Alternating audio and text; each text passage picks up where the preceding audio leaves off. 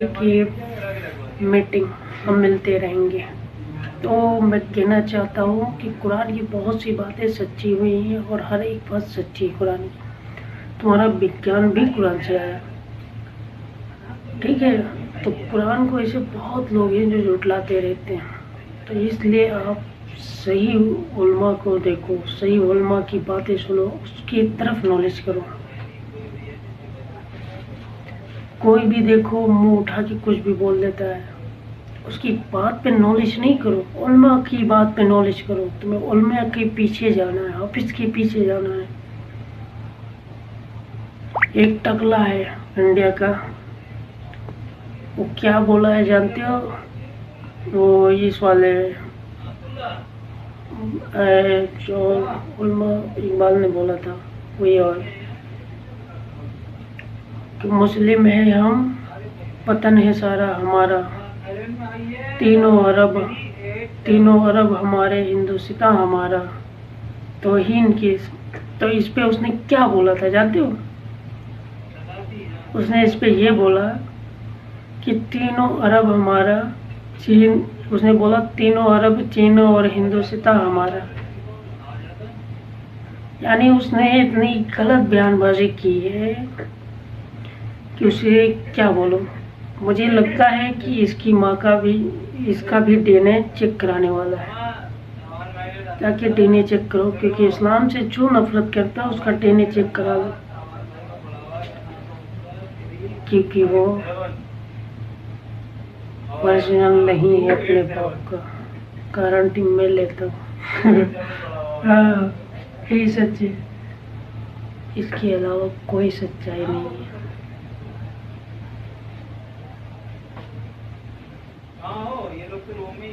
ये हकीकत है।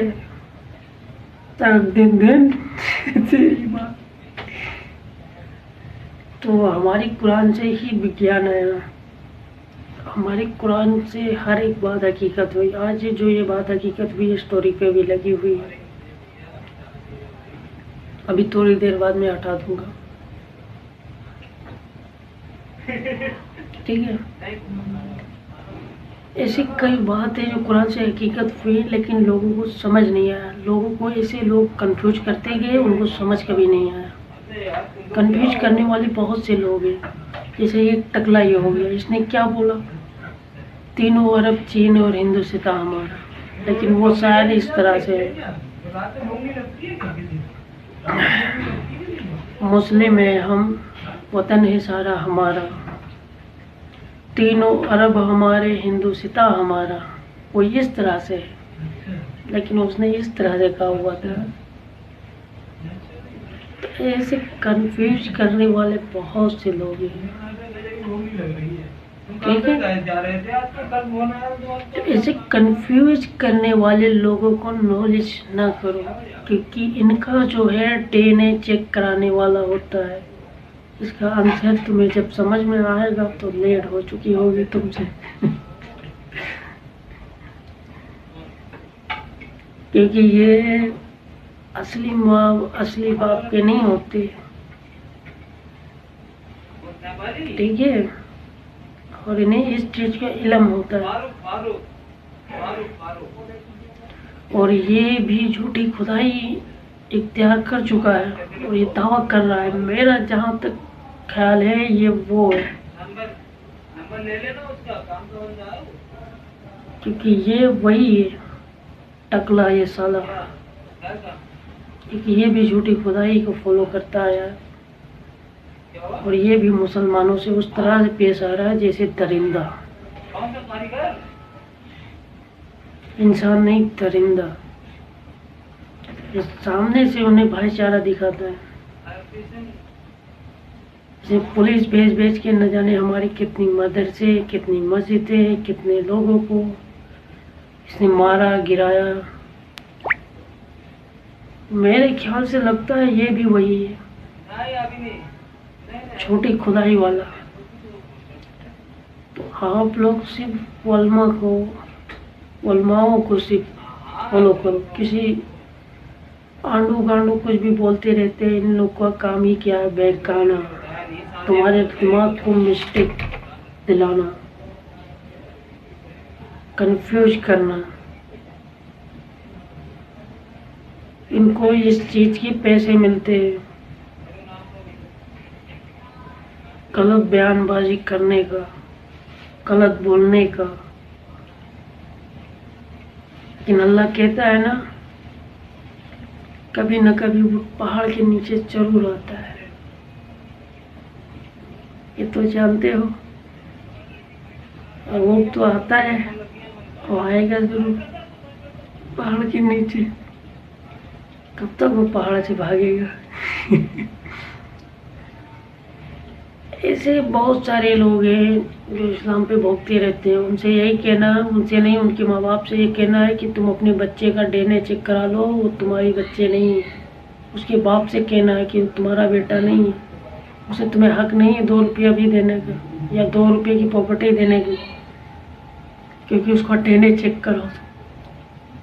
तो खून चेक कराओ, तुम्हारा बच्चा नहीं है, उसकी गारंटी मैं लेता हूँ। क्योंकि इस्लाम पे वही बोलता है जो अपने बाप का नहीं होता है, इस्लाम के खिलाफ जो बोलता है, इसकी गारंटी मैं लेता हूँ। जो इस्लाम के खिलाफ बोलता है,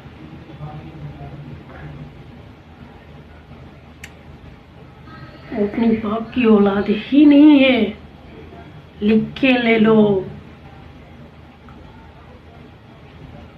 और ये बाकायदा हमारे नबी का फरमान है, किसी इंसान का नहीं, हमारे नबी हुजूर सल्लल्लाहु अलैहि वसल्लम का फरमान है कि जो इस्लाम पे बोले, हमारे नबी मोहम्मद सल्लल्लाहु अलैहि वसल्लम को बोले खुद, वो अपने बाप का नहीं है, लिखवा के ले लो, उसका डीएनए चेक करो। ये हकीकत बताइए। और रही बात गुस्से की, तो तुम्हारे से ज्यादा आती है।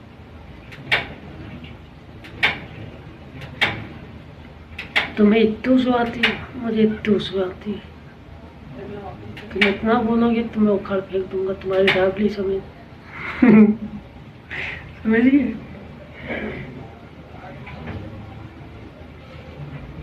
मैं शांति पसंद इंसान, मैं शांति पसंद है। तुमने देखा नहीं, 10 मिनट रुक किया, 10 मिनट में चारों तरफ मुसलमान इकट्ठे होंगे। दोबारा इस्लाम को टारगेट करोगे तो हर गली में मुसलमान ही मिलेगा। आखिरी बात बताता हूँ, बार बार मैं नहीं बोलता, एक ही बार बोलता, तुम्हारी इच्छा।